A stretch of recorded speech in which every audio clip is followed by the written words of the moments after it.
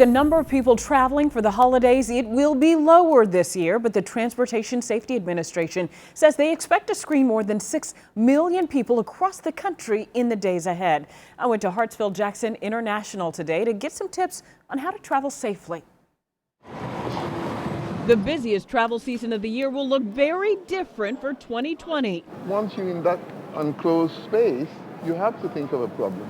The number of people flying in and out of Hartsfield-Jackson International is expected to drop by nearly half. Atlanta emergency room doctors say if you have to fly, then wear a face mask. Also, for added protection, wear a face shield too. They also say don't take it off for anything, not to eat, not to drink, not until you get to where you're going.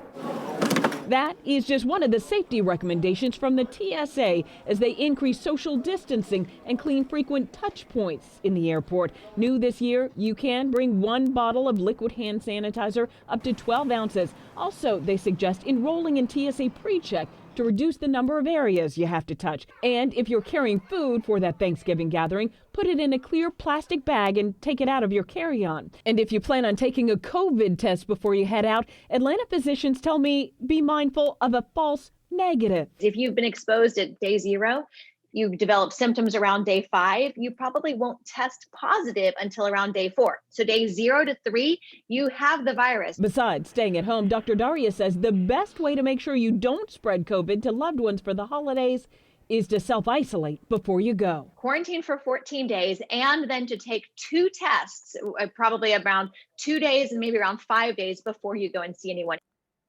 Yeah, it is a lot to do, but it's important to protect your loved ones. And with so many people expected to travel this Thanksgiving, health officials are worried there could be an explosive spread of COVID when the next holiday comes around. Of course, we're talking about Christmas.